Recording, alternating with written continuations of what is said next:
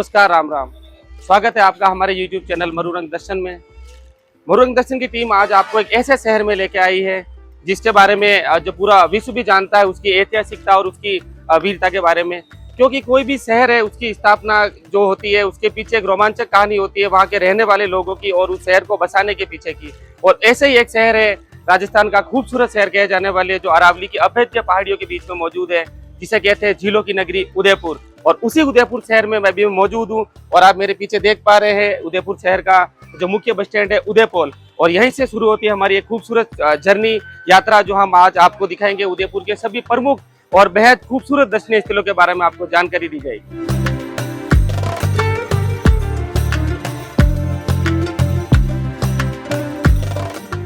आज का ये खूबसूरत उदयपुर शहर, जिसकी स्थापना 1559 में अक्षय तृतीया के दिन महाराणा उदय सिंह द्वितीय द्वारा की गई थी।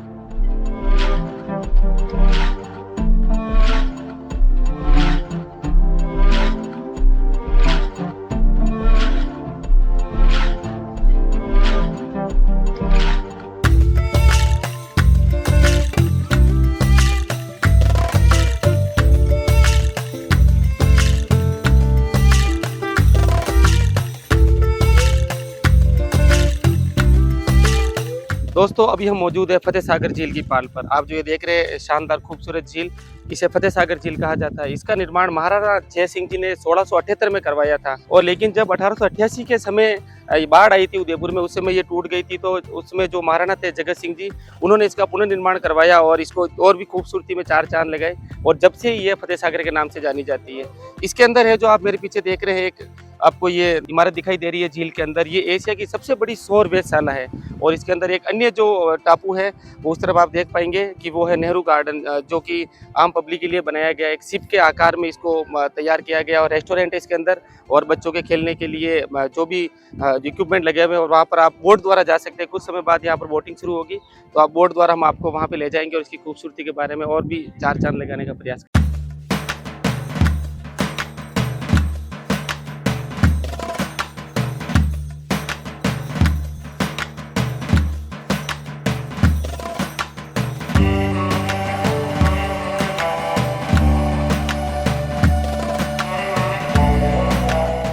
अभी हम जा रहे हैं फतेह सागर झील के पास ही एक पहाड़ी पर मनसा माता, जो नीमच माता के नाम से प्रसिद्ध है, उस मंदिर पे दर्शन करने के लिए माता जी का। और यहाँ पर रोपवे की भी सुविधा है, जो अभी हम रोपवे में बैठे हैं, ट्रॉली के माध्यम से जाएंगे। यहाँ पे पर पर्सन है जो 185 रुपए का टिकट लगता है।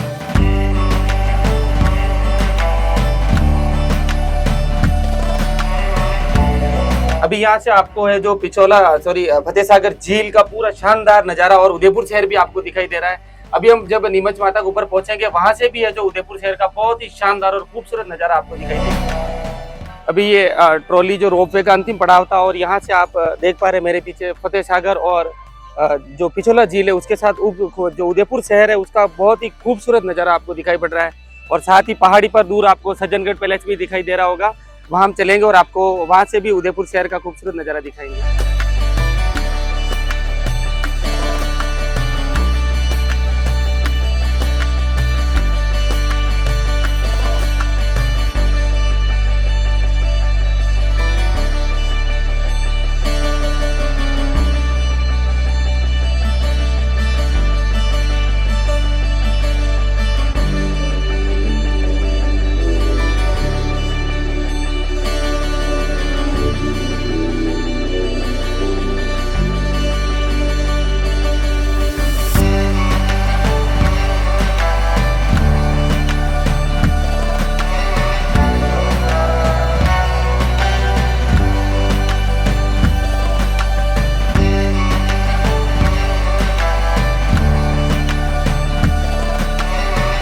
अभी हम मौजूद है पिछोला झील की पाल पर। आप ये पिछोला झील देख रहे हैं, इसका निर्माण है जो राणा लाखा के समय 1362 में एक जो पिच्छू बंजारा था उसके द्वारा करवाया गया था। उसका एक बैल था, वो मर गया था, उसी की याद में इसका निर्माण करवाया गया था। और वैसे देखें तो राणा लाखा का समय है जो मेवाड़ का सबसे स्वर्ण काल और उत्कृष्ट काल माना जाता है, कि उन्हीं के समय जावर की जो माइंस है वहाँ पर चांदी प्राप्त हुई थी और मेवाड़ है जो बहुत ही समृद्ध हुआ था। और ये पिछोला झील है, इसके अंदर आप दो टापू देखेंगे। इसमें एक जग निवास है और एक तरफ है जग मंदिर पहले से, जो यहाँ पर है जो खुर्रम जिसने जो जहांगीर के खिलाफ विद्रोह किया था, उस समय यहाँ पे शरण स्थली मिली थी और शरण लिया था उन्होंने, यहाँ पे रुके थे। और इसी में है जो 1857 की क्रांति के समय महाराणा जो स्वरूप सिंह थे, उनके काल में नीमच छावनी से भागे हुए जो अंग्रेज सैनिक थे, 40 लोग थे, उनको यहाँ पर उन्होंने शरण दी थी। और इसके अलावा एक चीज और अन्य है कि ये जो पाल है इस चीज के लिए भी जानी जाती है कि जब अकबर ने महाराणा प्रताप को समझाइश के लिए अपने जो शिष्टमंडल भेजे थे, उसमें मान सिंह जी यहाँ पर आए थे। उन्होंने इसी पाल पर मान सिंह जी और कुंवर अमर सिंह जी के बीच में भेंट हुई थी। इसका भी ये पाल है जो साक्षी रहा है। इसके अलावा एक अन्य जो मेन चीज है, लोग नहीं जानते हैं कि जब स्वामी दयानंद सरस्वती जी 1888 के आसपास यहाँ मेवाड़ प्रवास पर आए थे, तो उन्होंने अपना जो प्रसिद्ध ग्रंथ है सत्यार्थ प्रकाश, उसी का है जो पूर्ण जो संकलन है इसी जग मंदिर के पैलेस के अंदर रुके उन्होंने संपूर्ण किया था। पिछोला झील के नामकरण के पीछे भी अलग अलग मान्यताएं हैं। इसे कुछ लोग बोलते हैं कि जो बंजारा था उसके बेल के नाम के आधार पे पिछू जो बेल था उसके नाम पे पिछोला नाम इसका रखा। और एक अन्य मान्यता है कि इसी झील है इसके पास में पिछली करके गांव है, उसके नाम पे इसका नाम पिछोला पड़ा। और एक अन्य मान्यता है कि जो सिटी पैलेस है, राजमहल है, इसके जो झरोखे है इसके पीछे की तरफ ये झील होने के कारण इसे पिछोला कहा गया है।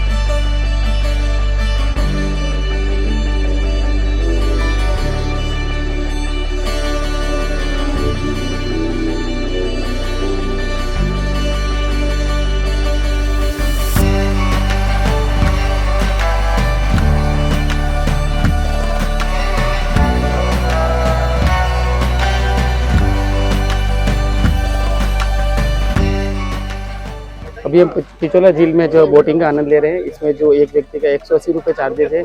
पिछोला में 2 टापू है, उसके अंदर हमें भी आपको उनके पास से जो है बोट ये घुमा के ले जाएगी, उसकी पूरी जानकारी आपको हम देते हैं कि इसमें जो 2 टापू, उसमें एक जग मंदिर बनाया गया है, पैलेस लेक पैलेस के नाम से जाना जाता है, और दूसरा जग निवास।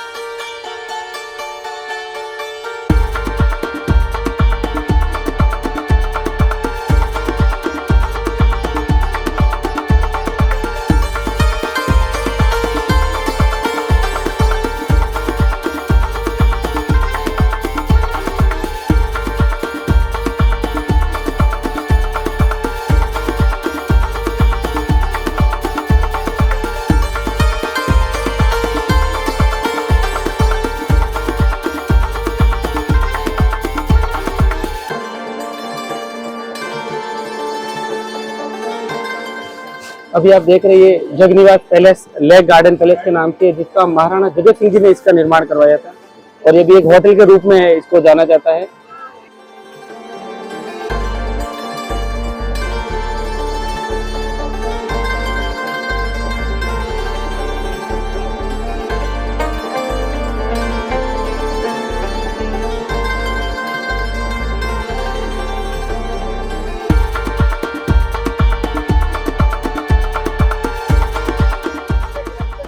अभी आप देख रहे हैं ये जग मंदिर पैलेस, ये पिछोला के बीच में टापू बनी हुई है। इसका 1620 में है जो महाराणा कर्ण सिंह जी के समय इसका जो निर्माण शुरू हुआ था, जो 1651 में महाराणा जगत सिंह जी के समय इसको पूर्ण करवाया गया।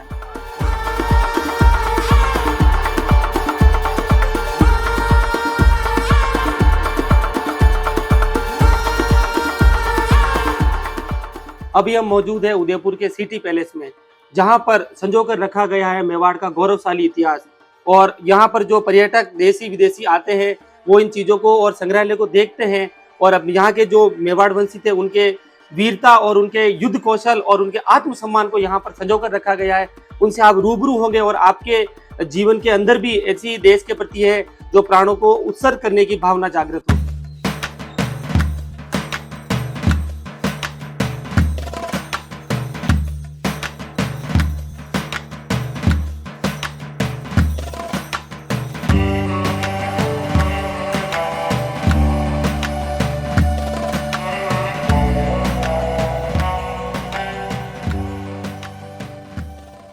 अभी हम मौजूद हैं उदयपुर के राजमहलों के प्रांगण में और यहाँ से आपको पूरा और भव्य है जो सिटी पैलेस आपको दिखाई दे रहा है। और अभी हम चलते हैं अंदर, आपको करवाते हैं इसके पूरे इतिहास और इसकी बनावट से रूबरू।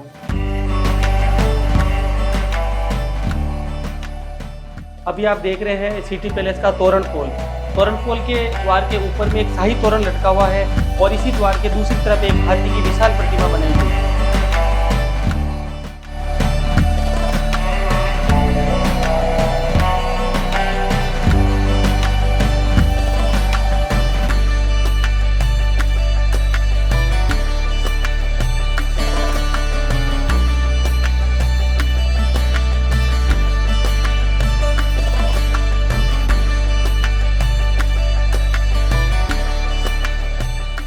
तोरण पोल से प्रवेश करते ही अंदर आपको एक छोटा सा प्रांगण दिखाई देगा।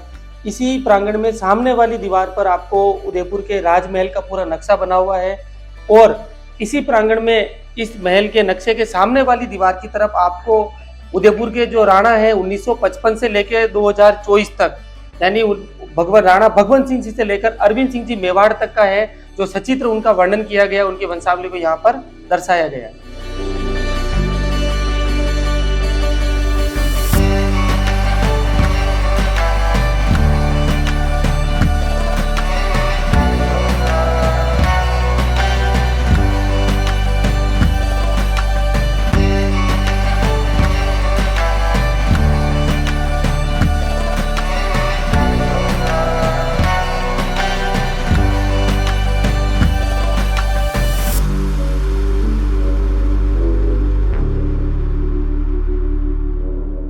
इसी प्रांगण में है ये मेवाड़ का शाही अस्तबल, जहां आज भी घोड़ों को बांधा जाता है।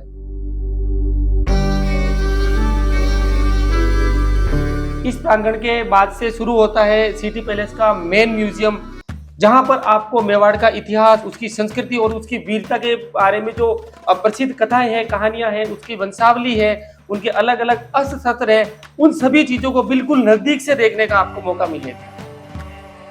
इसके बाद में शुरू होता है मेवाड़ का राजसी सलेखाना यानी शस्त्रागार मैगजीन, और यहाँ पर है जो अलग अलग महाराणाओं के समय के और अंग्रेजी रियासत काल तक के समय के जो राजा और महाराणा द्वारा जो काम में लिए जाते हैं अस्त्र शस्त्र, उनकी प्रदर्शनी की गई है। और इसका जो मुख्य और सबसे आकर्षण का केंद्र है वो है महाराणा प्रताप जी का कवच। आप ये कवच देख रहे हैं और कवच से आप अंदाजा लगा सकते हैं कि महाराणा की कदकाठी क्या रही होगी। और ये पूरा लोहे की तारों से बना हुआ है, जिससे कि युद्ध के समय विरोधी है जो आक्रमण करे उससे राणा के शरीर का बचाव हो सके। और इसी के पास आप देख रहे हैं ये चेतक की एक जो है काष्ठ की प्रतिमा लगी हुई है।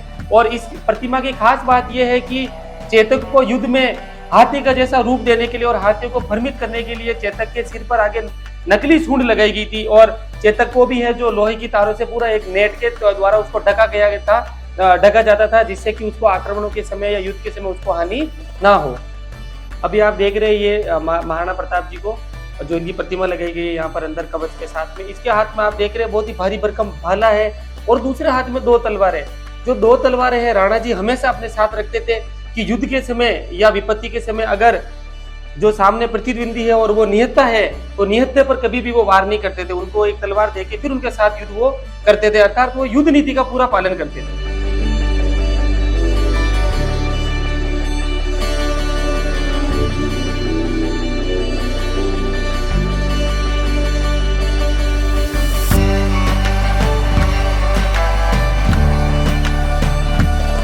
इसके अलावा इस राजसी सलेखाने के अंदर अलग अलग पीरियड्स की, अलग अलग समय की है जो तलवारें, बर्छे, भाले, कटारियां, गुप्ती और रियासतकालीन अंग्रेजों के जमाने की है जो तलवारें, बंदूकें, उनको अलग अलग भांति भांति प्रकार के पिस्टल पेन गन, छोटी छोटी गन्स, बड़ी गन, उन सभी का यहाँ पर शानदार तरीके से प्रदर्शन किया गया। अभी चलते हैं संग्रहालय के अगले भाग में जो 9 चौकी महल के नाम से जाना जाता है। अब जैसे ही इसके प्रवेश द्वार से निकलेंगे तो आपको सामने की तरफ सफेद संगमरमर की छोटी सी गणपति जी की प्रतिमा दिखाई देगी। उसके आसपास है जो रंगीन कांच और पेंटिंग का शानदार काम किया गया।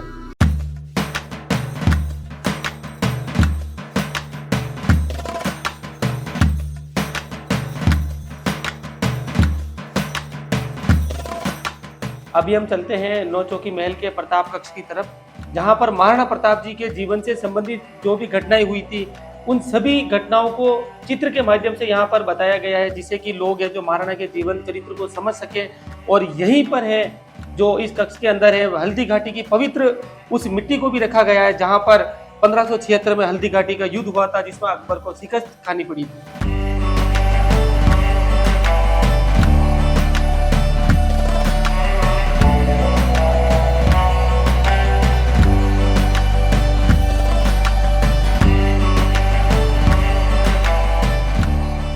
प्रताप कक्ष के सामने की तरफ जो आप ये देख रहे हैं भाग, यहीं पर मौजूद है गोस्वामी प्रेमगिरी जी की धूनी। और ये धूनी आज तक अनवरत चालू है।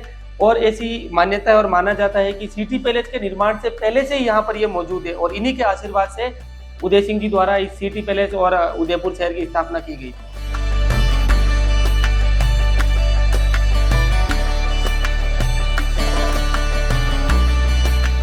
गोस्वामी जी की धूनी के पास से सीढ़ियां चढ़ के अगले भाग में पहुंचते हैं, जो महाराणा कर्ण सिंह द्वारा बनवाया गया था, और इसे जाना जाता है चंद्र महल के नाम से। अभी आप देख रहे हैं, ये है व्हाइट मार्बल संगमरमर का बना हुआ एक टबनुमा आकृति, जो लक्खू कुंड के नाम से जाना जाता है। जब मेवाड़ महाराणाओं का राज तिलक होता था तो इस लक्खू कुंड को 1 लाख रुपए के बराबर चांदी के सिक्कों से भरा जाता था, और जो इस महल की खिड़की से आम जनता के लिए उनको दान कर दिया जाता था, उनकी तरफ उछाले जाते थे, वो उन्हें पवित्र मानकर अपने पास रखते थे।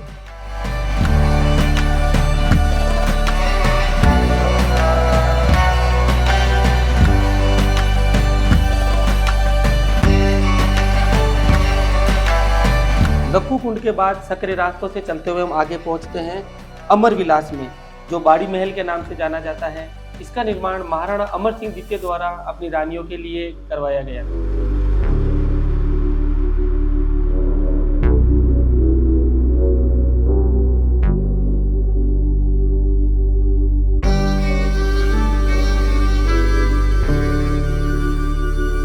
1699 में निर्मित इस बाड़ी महल की खास बात यह है कि यहाँ पर 104 पिलर्स के ऊपर इसको तैयार किया गया है।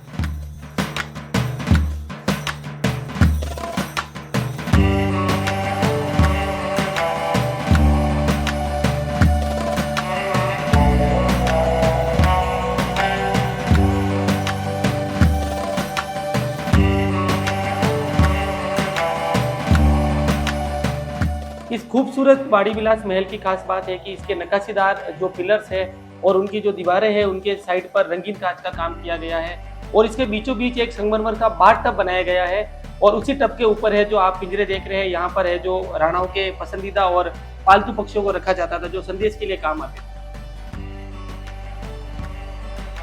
ये जो कुर्सी आप देख रहे हैं, ये वही कुर्सी है जो 1911 के शाही दरबार में फतेह सिंह जी के लिए लगाई गई थी, लेकिन फतेह सिंह जी अपने आत्म गौरव और कुल गौरव को ध्यान में रखते हुए उस शाही दरबार में भाग नहीं लिया था, और ये कुर्सी खाली की खाली रह गई।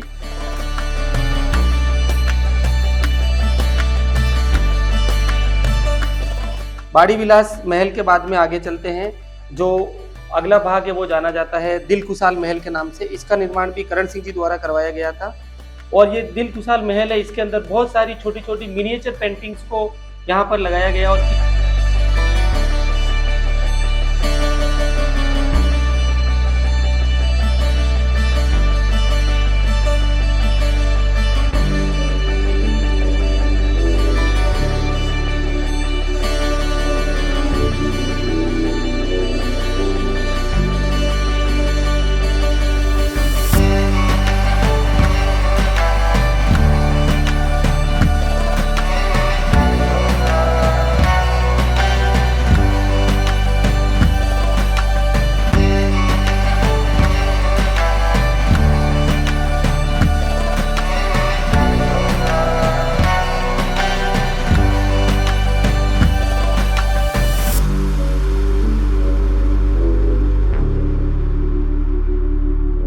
म्यूजियम का अगला जो भाग है वो है मोती महल, जो महाराणा करण सिंह जी द्वारा बनवाया गया था। इसके अंदर बहुत ही खूबसूरत रंगीन कांचों का काम हो रखा है। जो रोशनी आती है बाहर से सूरज की, उसे पूरा ये जगमगाहट होती है इसके अंदर, और बहुत ही शानदार व्यू बनता है। और मोती महल से बाहर निकलते ही आपको है जो हाथी दांत से बने पुराने जमाने के दरवाजे यहाँ पर आप लोगों को बताने के लिए संग्रहालय द्वारा प्रस्तुत किए गए हैं।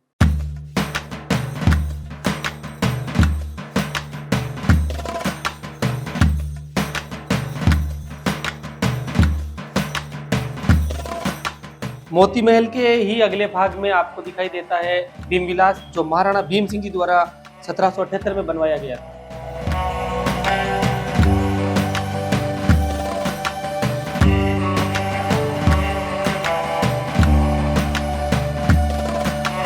जो ये राजमहल है, इसका अगला भाग है जो महाराणा भूपाल सिंह जी से संबंधित है। और महाराणा भूपाल सिंह जी है जो मेवाड़ के दिव्यांग महाराणा थे, और उन्हीं के जीवन से और रोजमर्रा में आने वाली काम की जो चीजें हैं उनसे संबंधित चीजों को यहाँ पर प्रदर्शित किया गया है। महाराणा भूपाल सिंह जी के कक्ष से नीचे आते हैं तो यहाँ पर मौजूद है सूर्य चौपड़। जो आप ये देख रहे हैं सूर्य भगवान की एक जो गोलाकार प्रतिमा बनाई गई है, उसका पीछे वाला भाग है, और बाहर का भाग है जो राजमहल के परिसर से आपको दिखाई देता है।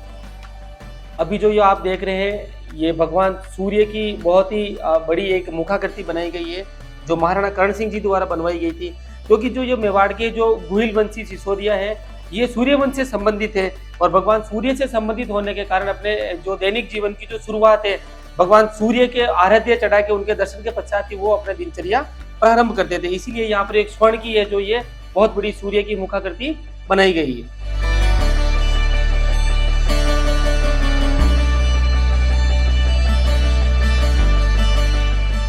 अभी आप जो ये देख रहे हैं खूबसूरत महल, ये है सुख निवास।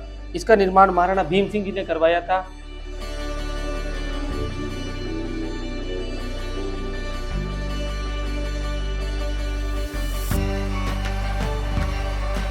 इसी के अहाते में है मोर चौक।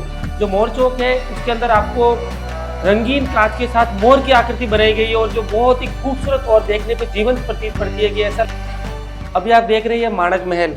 इस माणक महल का निर्माण तो महाराणा कर्ण सिंह जी ने 1620 में करवाया था, लेकिन जो इसके अंदर आप एक खूबसूरत और नैनाभिराम दृश्य देख रहे हैं, जो कांच का कार्य किया गया है, ये कार्य महाराणा स्वरूप सिंह जी द्वारा 1842 के अंदर करवाया गया था।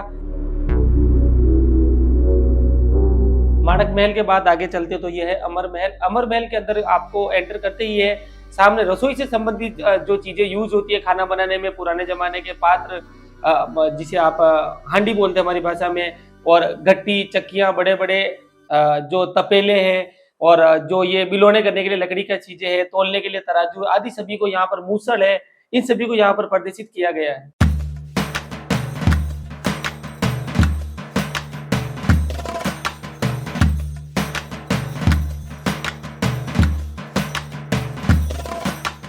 अभी हम चलते हैं म्यूजियम के अगले पार्ट में, जो सरबती विलास है।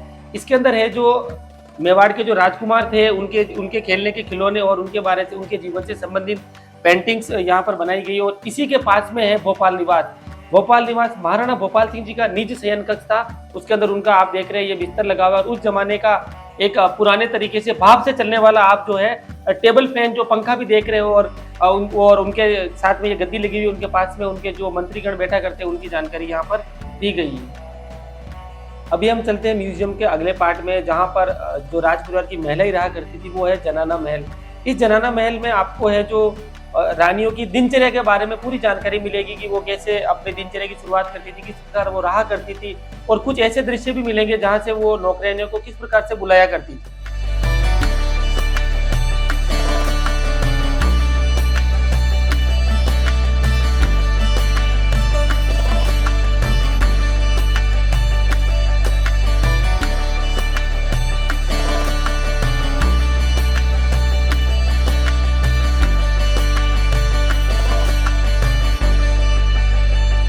अभी चलते हैं म्यूजियम के अगले भाग में, जहां पर आपको अलग अलग जमाने के और अलग अलग प्रकार के, अलग अलग देशों के जो वाद्य यंत्र उनको यहाँ पर संरक्षित किया गया है और प्रदर्शित किया गया है, जिससे पता चलता है कि जो यह महाराणा थे वो केवल युद्ध के नहीं, कला के भी अनुरागी थे, और उन्होंने कला को भरपूर संरक्षण दिया।